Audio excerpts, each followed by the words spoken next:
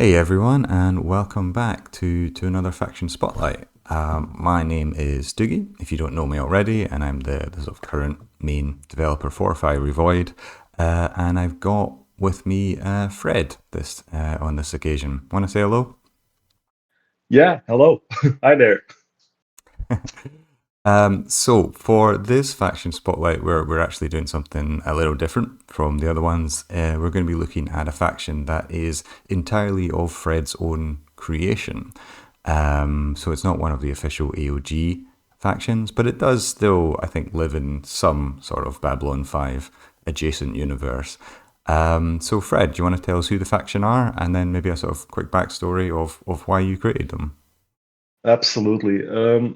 So yeah, I created the Valheru, and I didn't create them on a whim. It was actually 10, 20, 30 years in the making. Because I'm a fan head. I'm a purple player. I adore, enjoy, love, worship the Fanheads, Centaur. Fanheads being Yeah, an in-universe slur for the Centauri, right?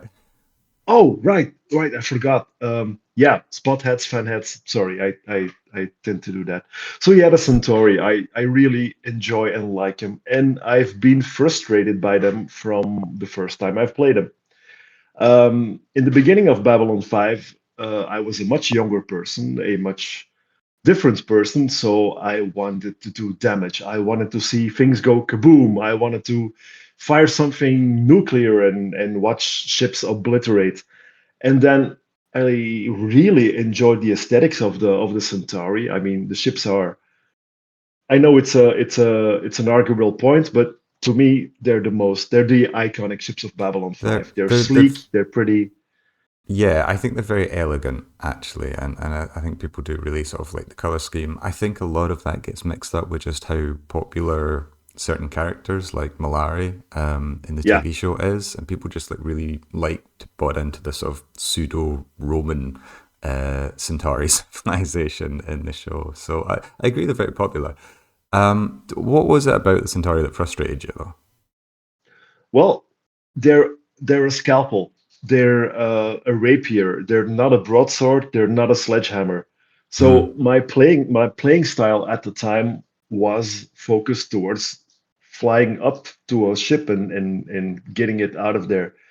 So you can't do that with a Centauri. You have to really know what you're doing. You have to learn them. You have to be gracious. You have to slide in space, and I couldn't do that. So that was the first thing that bothered me, and I learned to play them in 20 years. I hope to think so.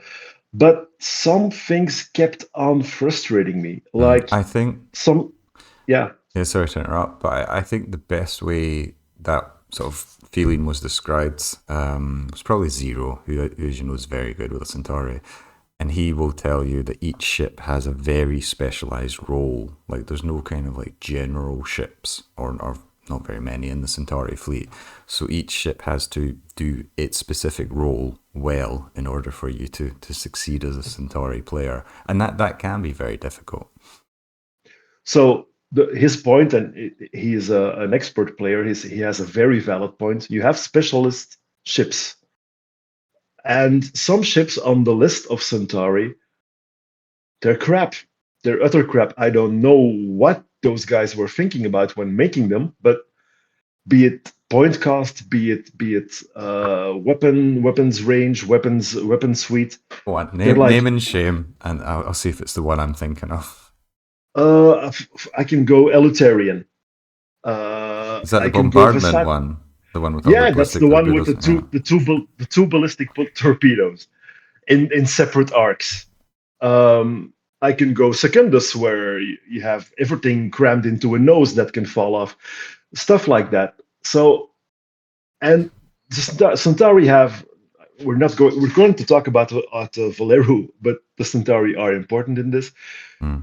There are excellent Centauri ships. I mean, the Demos is for me probably one of the most great ships of this game. The Primus is awesome, but you have like a Balverin carrier that's something, a hood ornament that gets left into the corner of your map and where the fighters come out. I mean, I lacked a lot of things, and I wanted to improve on them, and I wanted to make really specialist chips, and that's where the Valero came out, actually. Okay. So the Valero are, and as you say, it's worth talking about the Centauri because the Valero are a reaction to the sort of current setup of the Centauri fleet. So what is the idea behind the Valero? Well, we are developing a what if universe at the moment. A small group of us are going like, what if this? What if that? What if the shadows never visited the Centauri? What if the Nar never were a slave race of the Centauri? And we're trying to make races out of them and put them in a separate universe. So they are not really meant to be used with the AOG fleets. They Hmm. can be, but they have a different point cost and a different background and such. And the Valero are actually the first race of that what if universe.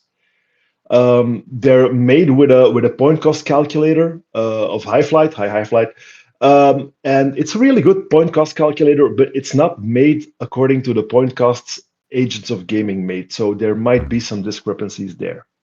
Yeah. That's the technical part. The fluff part is these guys. Well, they were a race, a minor house of Centauri Prime, and they got a contract, and then suddenly the planet got wasted by the shadows, and suddenly they were the only Centauri left over. So they became mercenaries. They found a couple of benefactors to well, fund them, and they made a mercenary fleet doctrine out of the Centauri former hulls. That's basically what they are.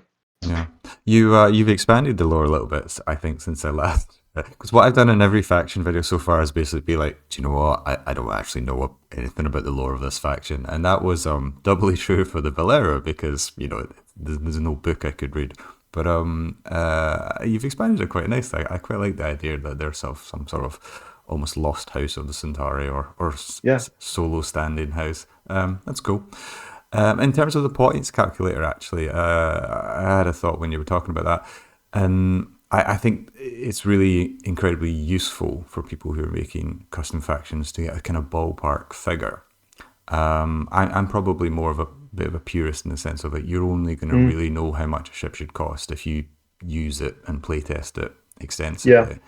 And generally speaking, I think because the AOG designs got played a lot more back in the day, their points values tend to be okay.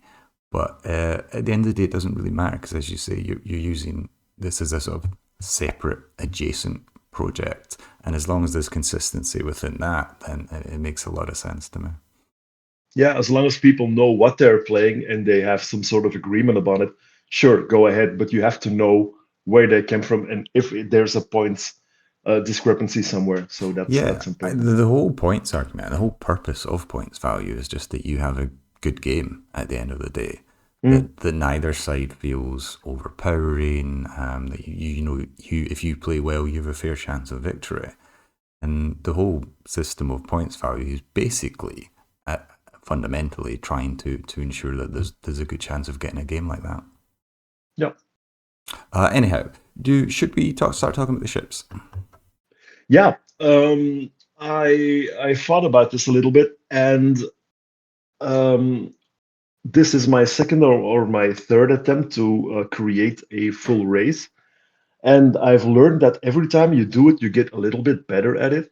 The Oh, first time you create a full race, you just go like, "Oh, this is cool, that is cool, let's do this." And after a while, you go like, "Yeah, it doesn't work, or it's not correct, or the fluff isn't good." And every time I remake the Valero, they're now at their second iteration, second version. I learned a little bit more. So what I thought about was like, hey. The Centauri. They're big on lasers. They're long range. That's their thing. So they give little pinpricks about because the battle laser isn't that much. Well, I don't know if I agree with that. I know. They fire faster than heavy lasers. I know, but I always it's an emotional thing because I always get disappointed. I hit with a battle laser and it's like Cool. I scratched the paint. But I think Nice. people get disappointed with heavy lasers too, and I think there's just a very human thing where you look at the top end of a damage range, Mm. and you just kind of quietly assume that it's going to do the maximum damage, but of course it doesn't. It does sort of average damage. Battle Well, lasers, here, they're longer yeah. range, they've got better fire control. Do you know, a heavy laser that misses does no damage. So those things are important too. Well, here I just scrapped the lasers. I scrapped the Well, battle lasers why am I because talking about they're lasers then? yeah. Well, it's important because it's a part of their doctrine. It's they don't have the parts anymore. They cannot get the parts anymore. Okay. Probably the game really bought them all in a sale. I don't know. But there are no battle lasers anymore. They have some assault lasers here and there, but doing laser is a bit, well, All it's right. not there anymore. It's all Let's matter. let's pick a It ship matters. and start talking about the weapons they do have then. Which ship's a good one? Start. Well, the Octor, the Dreadnought has it all. All right, let's have a look. So we can do that one. All right. I've got it up on the Um, screen. Talk us through. yeah, well, I always liked the Octurian. It's a when I bought the model 30 years ago, it was a big heap of metal. It was heavy. It nearly the bases couldn't nearly hold it.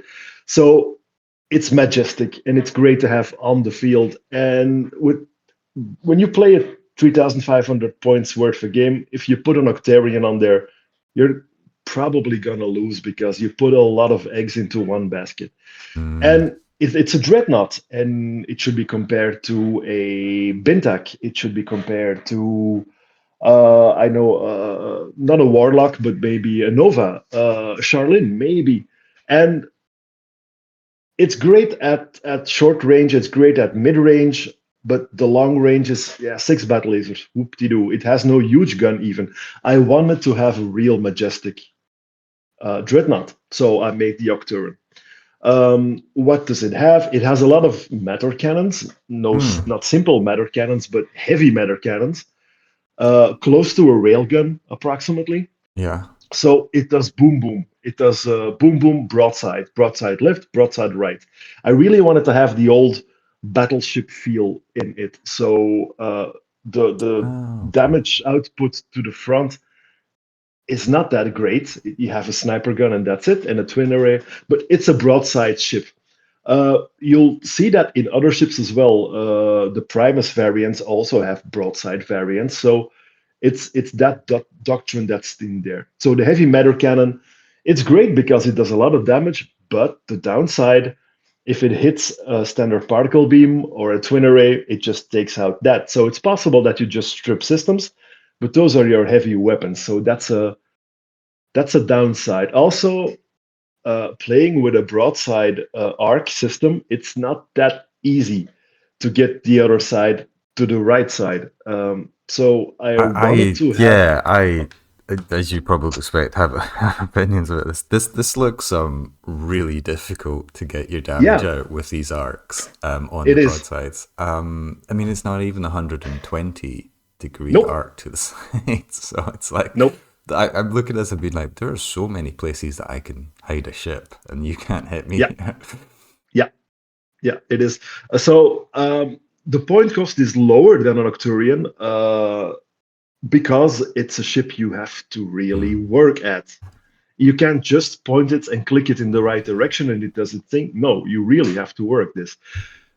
I the small side point. I'm redoing the colonials at the moment, and I'm working together with the guys who made the tier one colonials, and they have turrets or arcs that are what 217 degrees, 315 degrees, and I really don't like that. I really like the fact that you have to plan ahead and really strategize and see that Yeah, you get someone in arc. Work at it. I think that's the other extreme. And I think you see these kind of very generous arcs, very generous fire control in quite a lot of custom factions. And I think it stems from the desire that if you're going to spend a lot of time, and you do have to spend a lot of time, I mean, this is at least your second custom faction, so you'll know this. Mhm. You have to spend a lot of time on these things, and you just don't want them to suck when you take them to Yeah, the battlefield. And so there's this yeah, temptation to give them just a little bit better art, maybe just a little bit yeah, more health, whatever. And you add all that stuff up, and sometimes they do come across as being quite OP. It's funny you mentioned the colonials because when I was looking at these broadside arcs, this was a similar idea to how you did the battle stars, right? You wanted them yeah, to also yeah. kind of be like broadside ships. I love broadsides.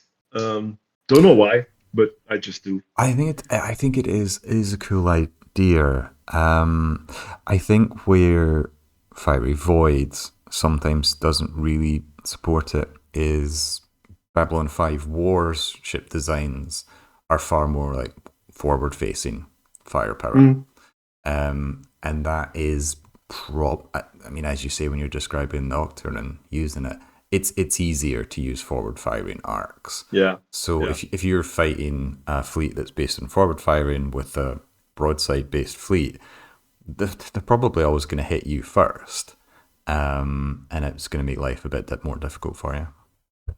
yeah. But that's why I have some interesting stuff in the nose as well here. All right, let's talk. Um, yeah, uh, the Valero flute. What's a flute? What's a flute? A fleet. The Valero fleet uses heavy matter cannons. It uses twin arrays because they're awesome and amazing. It uses ballistic torpedoes as well. Mm-hmm. A lot more than the Centauri. They are really here as a harassment weapon to convince your fighters to take another path or to take advantage of some gaps in the ballistic defenses of your opponent. People, well, they fear the ballistic torpedo, and I never got that.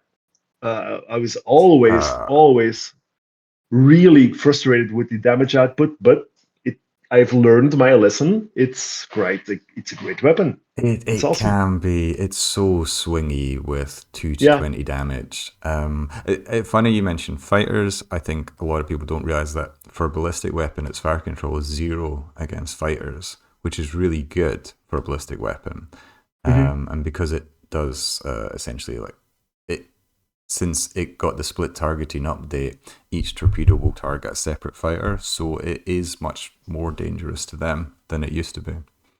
Yeah, it can take out a flight, so that's something to consider. Now, the point of a lot of criticism I had was the thing there in front, the sniper cannon. Um, I wanted to have something to be feared on a dreadnought. I wanted something like a mag gun, like the Warlock's heavy particle cannons. So I built a sniper cannon. Now the Octarine is almost the only ship that has it. There's also a test bed variant of the Lias, which has it. Uh, and those are the only two ships that have it. So the sniper cannon actually fires a bowling ball at Mm. light speed. That's what it does. It targets the ship. It fires that bowling ball, and what that bowling ball does is it goes right through the ship. So if you fire it at a large ship, it takes out a system at the front. It takes out a system at the back, and it probably will take a system down in the primary, Yeah. which is frightening. I mean, a couple of comments from me on this one is one, the Korvax sniper doesn't have the Yeah. sniper gun, so I noticed that straight Nope. away Nope. because Nope. but the other thing is it's piercing damage, which I think it's the only matter weapon in the game that does piercing damage. I could be wrong Yeah. about that, but if there aren't many of them. So it's got 34 to 70, which is a huge amount of damage, but a piercing shot, of course, splits, goes through a target. If it Yep. hits a capital ship, it'll go front, primary, aft, for example, if it hits them from the front. So that damage is split up. And you get pros and cons with that. So you're not going to do the full damage to any single piece of the ship, probably. But you will, if you hit, always get a matter damage between 10 and 20 something on a primary part of the ship, which can easily kill something. which Idiot. could easily take out a hanger also. Yeah, but just as easily take out a CNC or a Yeah, reactor, you know. yeah. Uh, What it usually does is take a damage engine or damage a reactor to not taking it out right, but really damaging to the point where it's a liability for the rest of the game. So yeah, when I fought Jeff or others with it, they was going like, "Oh shit, a sniper cannon," and they had to change their whole strategy just because I have this bowling ball in front of my Octorun. yeah. The fire control is really high on it as well. Yeah, I might have to tweak that. I think especially for like the kind of medium ships, 20 seems quite high. 30 is the same as a heavy particle cannon, right? Yeah. And the range penalties, obviously, I think that's best in class almost. So I might take that to shooting 1 in 5 turns and lowering the fire control slightly because yeah, it's a tad too good. yeah. Well, I mean, this is it. I mean, I was going to ask how does it play, and you've already kind of given some indications of Yeah, that. So yeah, I mean, if it just feels like it's dominating a little too much, then yeah, I don't think in principle there's anything wrong with it, but you're probably in the sort of slight refinement phase now. yeah, and I'm noticing I'm feeling a little bit too excited when I fire it. So there's probably an indication there that it might be a little bit too good. So we'll just refine it again. Yeah. Um, What's But next? yeah, what's next? Well, the sniper, the Korvac sniper, is an Alint. It Hmm. lost a point of Alint from 14 to 13, so it's the Valheru's sensor suites aren't that good always as the Centauri ones because well, it's hard to get good parts again. So, and I've noticed that a lot of the point cost in my point cost calculator is because of high EW. Yeah. uh, that's a lot of where the points go. So to get the point cost a little bit lower, I dropped some EW here and there, and even then the Corvax sniper is more expensive than the Coveron from the Centauri. Yeah. That's because it can also fire back, of course. Yeah, so it's got assault laser. It's actually, I think that's really unusual in a scout to have any long range fire at all. Yeah, Albeit, yeah. I mean, Well, they're assault lasers. They're not going to win the game for you, but it is the a dart design gun springs choice. to mind. Yeah, the Dargan is the exception though, not the rule. Yeah. I mean, to be honest, it's a bit weird. The Dargan's a scout in many respects, but I think that fits in with because it's supposed to have the chameleon sensors, isn't it? Which we don't currently have in Fiery Void. But yeah, yeah. I No. mean, Dargan. I don't even think the Dargan's a real scout. It's some sort of weird hybrid. But most scouts, to go back to the original point, don't have long range firepower. So why did you feel the Korvax should? Uh, I wanted it to be a focal point on pointing out ships like this ship we need to fire on so it can fire as well. So I wanted to give it some laser and make it expensive and have the lasers a little less hard hitting, Mm-hmm. but still have an Alint you can use as a combat Alint. I wanted to combat Alint actually.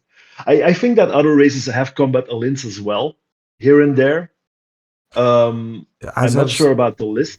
yeah, as I was talking, I think the Pac Mara might have one with a couple of battle lasers. Actually, Yeah, yeah, true, right. it does show up, but it is unusual, and I think It's actually rare. Yeah, I actually like that you went with assault lasers rather than battle lasers for Th- this one. that would be gross. That would be too much, I guess. Yeah, Um, go to the Dargan hull, the Dargan variant. It's yeah, there in the middle. Dargan. Yeah, Yep. it's a Dargarian. Dargarian. I wanted to have the accent in there. So I ripped out the Chameleon suite. I ripped out the Alint, Mm-hmm. and I gave it the ultimate close combat suite. So it's a trench runner. It's something that can dish out damage every turn. Mm-hmm. So it has the demos has two heavy arrays. This has three. There's an a really large damage potential here on this game. So I made it 10%. I made it really rare to be used. Um, you cannot have two. There's only one in a fleet, and even then, it's difficult to build around it. But this is the ship I like to use the most because this is the most fun ship to fly of all Fiery Void. I would like to say for me I personally. I can see why. Tell us a quick word on what is the heavy particle beam, because that is I mean, I don't That's think it's a half a heavy hooray. yeah, yeah, yeah. I mean, I don't think it's a radical weapon, but I think you did create it for the Valero, right? No, it was on the Lupa Oh, LCV. Yeah, right. Yeah, yeah, yeah. Okay, that makes sense.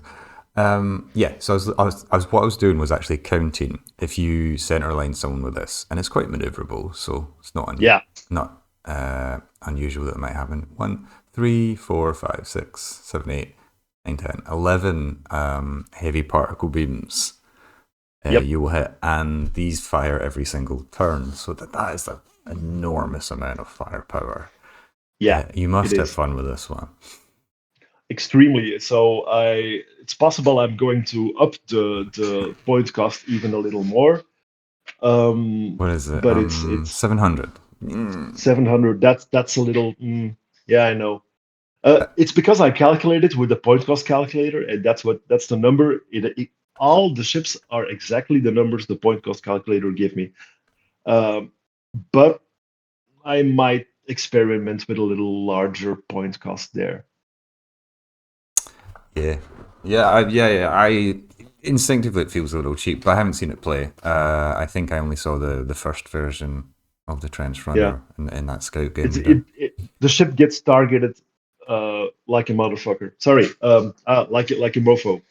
It's all right. We don't mark that. I mean, I try not to swear, which is actually really difficult for me. But One slip by. the video's not marked for kids, so I'm sure we're fine. Okay, cool. Oh, we're Yeah, fine. it gets targeted like hell. So it usually does not reach the middle of the board. Yeah, interesting. And it's 10%. You said so. It's kind of Yeah, yeah, yeah. yeah. It looks fun actually. What else shall we talk about? Maybe five. Oh no, the Altarian hull. No, not that. The Kutai hull. The Kutai hull. Okay, the bombardment one, The or Yeah, the Elutai. Well, the bombardment one is the first one I made. mm-hmm. So it has one, two, three, four, five, six ballistic torpedoes. Um, I wanted a deck car. It's basically that. So my For those frustrations. for those that might not know what a Dagkar is, it's the ridiculous Narn medium ship with 12 medium ballistic weapons on it. So yeah, Yeah, yeah. So it's not that much of a Dakar as the Dakar, but still, people fear this ship even more than the Dreadnought or the Targaryen because they see six ballistic launchers and they go like, that thing must be destroyed right now. And really, when I it because when it yeah, I'm not bothered. I'm not too bothered about this one. I mean, no, honest. because it's sometimes it's okay. Mostly it's okay. So most of the time it really sucks because you get a center line, you fire 36 ballistic torpedoes at something, and it does 15 damage or something like that. So it's like, oh yeah, well, okay.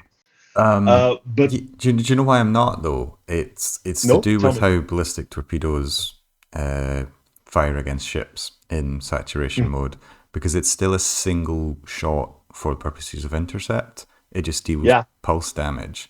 So you know what are the arcs on these?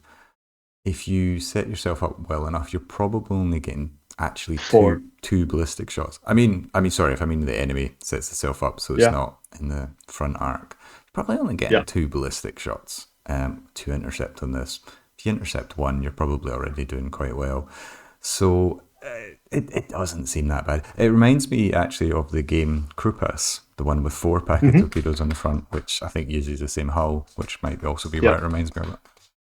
yeah. No, right. Also, this ship is actually a thinking man ship because if you really want to get the most out of it, you really have to think about how many are I'm going to fire, which arcs, and how I'm going to turn the next few turns. So Yeah. also very very fun to play with. I wanted each hull to have something that's fun.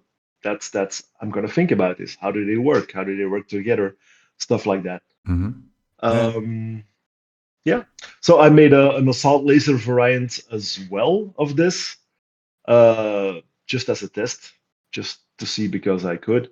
Um, I like to use that as well a lot. So it's really a laser ship. Do you It know has what a I quite negative like? power cost. What I quite like about some of these designs is you've not fallen into the trap of just making everything perfect. Like it's the little things that always speak to me. So like the -2 power in the reactor. A Mm, lot of time when people I think are making custom ships, they're like, that's a bit inconvenient. I don't want to have to turn off one Guardian array each turn, which I guess is what you probably do here. So I'll just yeah. hand wave that away. Do you know what? They improved the reactor somehow, and they've got enough power now, so it's all fine. Just so that they don't have to do that. But you have left it in and went like, no, no, you gotta think a bit more to get the most out of this. So I like that. All right. Um, One thing I'm actually stuck on, and I wanted to have your comment, and now that I'm here, I can actually ask for it. The Sure. fighters. Yeah. I have two. I have two fighters. I don't have sentries because I really liked the aesthetic of the Rutarian so much that I made them their main interceptor. But these guys, yeah, these Mm. guys. So they're the old Rizik, and I wanted to have a specialist little ship, just to do only one thing and one thing good, Yeah. and that is intercept. So I didn't give them an offensive gun; I gave them a defensive gun to help to when the Valero know they are going against the Corlean or Earth, they know they're going to get a lot of missiles in. So they pack a few of these guys, Razik defense fighters, to actually help them with the intercept of missiles. That was the intentional idea. Yeah. I can't get them to work. In what way? Well, you know already that my ability to read intercept values in text is almost close to nothing. So I need visuals, and until then I'm just going like, okay, this seems okay, but I really can't read this.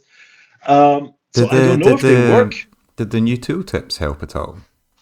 You can see in the A combat little log. bit, a little bit, yeah, Okay. yeah. But I'm don't But think I haven't is it tested these with the new tooltips already. yeah, have a go at that. You should at Yeah. least see if they're working or not. Or are you more talking about like setting it up so that they actually correctly intercept it all? So they can only intercept ballistics. So do I Yeah, have to act? I don't have to activate them, right? They're passive. They just intercept, sure. But only ballistics. I guess. So I mean, I think from a design perspective, isn't that a bit tricky? Because if you're choosing your fleet and you don't know who your opponent's fighting, so You you don't don't. take these.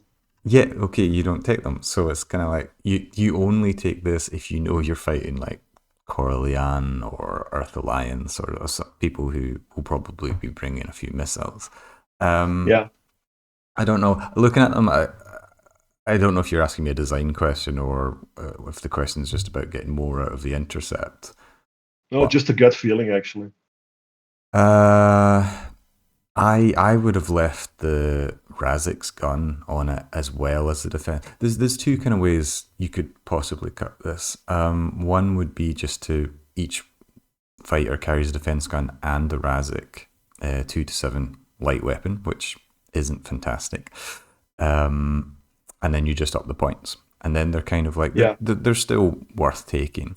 The other thing you could maybe look at is the fighter that the HIAC have, where one of them comes with an interdictor, Yeah. which sort of, I mean, it intercepts more than just ballistics. I think it intercepts like all shots from one ship potentially. It's a small guardian array, actually.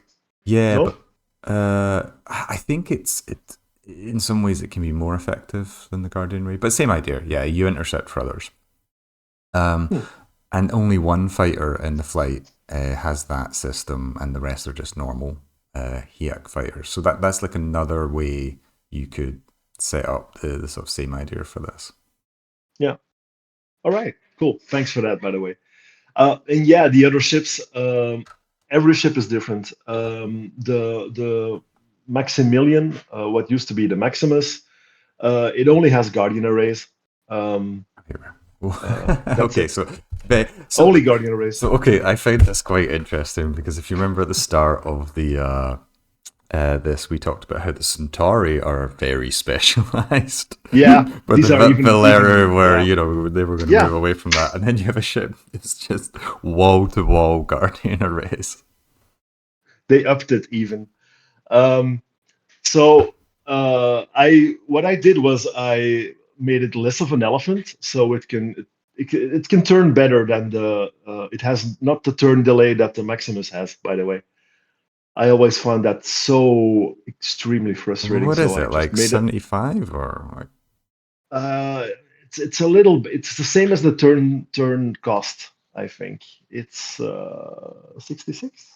I Okay, so think. yeah, for medium that is quite sluggish. Yeah, yeah. Um, So the Mograt has become a system stripper.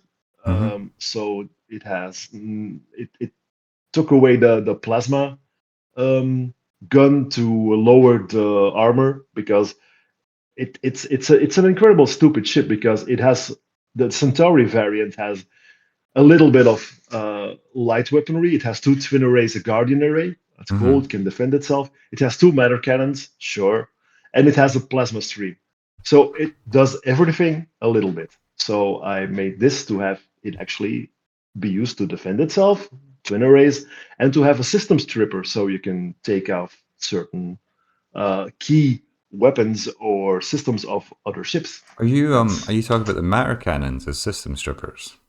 yeah, Yeah, and that is often how it works out because they don't overkill. But if they hit the structure, they do actually have good damage yeah, potential sure. as well. They're dual. Yeah, correct. My Demos is a hammer. Okay, yeah. So it has two plasma accelerators and some twin arrays. So it flies toward the ship, unloads, tries to save its front, and go back for another turn. It's actually a Pakmara Urikel, basically at the moment. It does, except it has proper anti-fighter weapons. Yeah, yeah, yeah. My Altarians have become small carriers. So they can also carry LCVs because in the Centauri do not have a dedicated LCV carrier. I do. Hmm. My Balverin carrier has some teeth, so it has a heavy matter cannon to the side as well, so it can actually dish out some damage as well. It can carry so it only can carry 24 medium fighters, but it can carry some LCVs as well. Um, Did I just what forget to do I take the have? LCVs? Are the LCVs in the fleet list? They're there, but they're always you always have to open them Yeah, with yeah, the yeah. little plus. That So they're also that actually is by design, and I've tripped myself up there. But that's because LCVs aren't normally allowed. So yeah, you have to. yeah, there That's you the go. reason for that. Okay, yeah, that's my bad. So we can't look at the LCVs today. I'm sorry. But the one I wanted to pick up on because I was just starting to click around was the Sultana. Yeah, I know. Can you tell me about Um, this? it it came up in the second wave, and I probably was going like, what ship didn't I do already? What hull didn't I use? And that was what was left in the barrel. I just took that hull and was going, I'm going to have the ultimate specialist's tenderizer. So it flies to something and it really lowers the armor on something. And I've tried the ship 4 or 5 times and it doesn't work. It really doesn't work. Um, I mean, it's fun, but this one it's feels more Pac Mara than the last yeah. one. You know. Then yeah, it feels more Pac Mara than the Pac Mara even. Uh, Um, but I'm still this is still in testing phase, so I really don't know what I'm going to do with it. But it's fun. It's really fun to have something melt. It So is. your medium fighters can go like, hey, zero armor, let's go. Uh, but I haven't really gotten to the point where I can really effectively use it in combat. Yeah, I think the plasma stream, it's one of these weapons like everyone loves it. Everyone loves the idea of it, Yeah, but actually getting good use out of the normal plasma stream is incredibly difficult. Again, more of Zero's wisdom was that you know what, by the time you get close enough to hit with it, the ship's either probably dead or yeah, all the systems that you're going to strip are going to be destroyed anyway. So the armor stripping yeah, isn't as useful as you think. Um, but the dual plasma stream is a lot of fun on the Pac Morale with their medium ships that have this. So it has much higher damage potential. So yeah. I It packs a wallop. oh yeah, definitely, and it's just kind of cool, spewing plasma over people. So yeah, I, So yeah, that was just for the fun factor, right? That yeah. was put in there. My Oh, just a, Darkners have finally they have some anti fighter but that's not the capabilities. point of the Darkner. I know, I know, I know, I know, I know. It's a frustration. I mean, It I yeah, think I've seen people use Darkners. I think they're rubbish, frankly. yeah, they are. For the kind of reasons that they kind of just hang at the back. Do you know what? If you have a balanced fleet and a couple of these sniping from the back, it is annoying. But they're just kind of the ship I'm going to deal with my fighters once I've dealt with some other stuff or get a chance. Do you know? Yeah, and they're 600 points almost no 525 for the Centauri. Yeah. So I can use my 525 in better ways than having a dark node there. yeah, I completely understand the desire to change the dark now. This actually feels more. Yeah, you've turned it more into sort of close combat. Yeah, I've noticed that these guys, I'm not picking them a lot neither because they feel a little obsolete in the. So I might change them again. Yeah, Yeah, a Haven without a matter cannon because the matter cannon on there is it's better to be used with an extra twin array, I believe. And mm, then there's an uncommon variant which gives it a little more punch against ships with heavy yeah, I particle see it. beams. And yeah, little conscious time. So the last one I just wanted to talk about was the Rotarian variant. It's not really a variant, but it's a sort of version of it because it uses the same hull, right? So Yeah, Uh, you kept the sort of same gun. You stripped out the stealth generator. Did you do this just because it looks cool? yeah. Yeah, because it does look very cool. So Uh, I wanted to have what I believe that the Sentry is about the best interceptor you can have. It's a really good. It has an enormous fire control. It has not the best of gun, but it's an interceptor. That's okay. It has good armor. It has good thrust. It's the penultimate interceptor. I mm-hmm. wanted to improve that, but uh, there's no need to. So I improved it aesthetically by having it a lot. Yeah, The, it's the same points as Sentry, but it's yeah, looking at it, it seems a lot better. The thing I always look at fighters is profile because if your fighter is just incredibly difficult to hit, that's almost like the same kind of premium EW might have in a ship. So the Rotarian has an insane side profile of yeah. 20, and you sort of retain that. You've boosted the thrust as well, right? I Um, think I made a mistake here by taking the best things of the Century and the best things of the Rotarian and combine them. yeah, and that's fine as long as like the points reflect that. How much did I point them? It looks like 240 is so. I think that's the same as Sentries. Ah, that needs to be beefed up then. Yeah, Yeah, but making a note as we speak. yeah, but I mean, it will be incredibly effective because, as you say, it's the best. The three armor on the front. Do sentries Yeah. have that, or am I remembering wrong? Uh, I'm not sure. 'Cause I think there's Tarian might have four. I'm just making numbers up now. Anyway, on that on that bombshell, I think, yeah. Do you want to give a sort of final summary of the faction, and then we'll close out? Yeah, please play this. It's one of the most frustrating things there are, and you cannot make people play your products. Mm, Is like that nobody are using them. So you made them. You're glad you did the project, and I'm sure Jeffrey will understand what I'm saying here, or other content creators as well. When you make something, it's like, oh, you feel so grateful that people are playing them. Even if they played them and didn't like them, it's like, thank you for playing my product. So this sounds a lot more needy than it needs to, but play these and let me know what you think. I That's it. mean, I get it. I feel the way about the entire Fiery Void. It's like, see, when I spend like 2 weeks introducing something like skin dancing, which has probably Yeah. been used twice since I made Oh, it. oh, skin dancing is in the game or what? Yeah, yeah, skin dancing has been in the game for a No, couple of I'm, I'm, months. I'm just fooling with you. I know. Yeah, but see someone do it and people are like, oh, that's cool. You know, you do get. I think these things, the whole thing is a passion project, one way or another, right? Yeah. And you have to. That has to be the thing that sustains you and motivates you to do it, Yep. Yep. because you might introduce some people who just don't like it as much as you do. But the feeling of when people do play it and they're like, this is really cool. I really enjoyed this. Yeah, you're right. It's a massively satisfying feeling, and probably at the end of So the day, why we do it.